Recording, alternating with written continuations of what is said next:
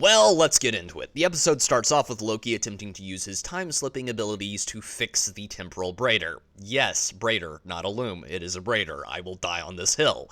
Eventually, he decides that while he's at it, he might as well learn everything there is to know about quantum physics, because why not? He's got the time. Eventually, he finds out that there is nothing he can do that will fix things, because the timelines are dividing at an infinite rate, and no matter how big they make the temporal braider, it will never be able to handle infinite timelines. Still with me? Great. So he jumps back to right before Sylvie killed He Who Remains and attempts to stop her. Again.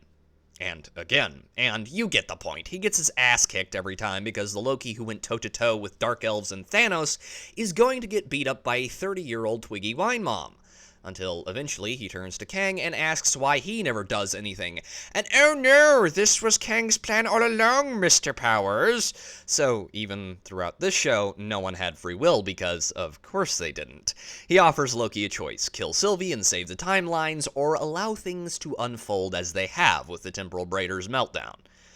Loki, however, pulls his trap card, destroys the temporal loom, and becomes Yggdrasil, or at least the guy sitting on the throne at the roots of the World Tree. And after that, the story kind of ends, with the TVA still being around for some reason. I guess because they need to deal with the Kang variants, although they mention the Quantumania Kang and how they just let him get beat by Ant-Man, which kind of makes them redundant.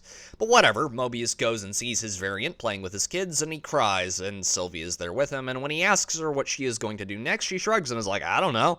Are they going to hire me for another season or another TV show? And with that, the episode kind of ends. To be fair, I think that this episode is the strongest of the series, mainly because something of consequence actually happens. Or does it? You see, the problem with that is we have no singular event causing the multiverse in the MCU. This has been one of my biggest gripes. Was it caused by Loki becoming a tree, or by Doctor Strange with his weird spell in the Spider-Man films, or by Captain Marvel, or any of the other multiversal events we've had? And then we come to the performances. Tom Hiddleston cries a lot. Sylvie is your typical bitchy, strong, empowered whammon who literally wants to go speak to the manager of reality because someone got her order wrong. Kang is there. He has some okay moments, but he felt about as intimidating as a wet lettuce. The rest of the characters are just there. Look, this show is far from the worst that Disney Plus has put out. Secret Invasion has it beat by a mile, and so does She-Hulk. But it's not great, or even good, either. Loki Season 2 is just there, and that is the best way I can describe it. But tell me what you think down below. This has been Pete, the Radical Nerd, signing off.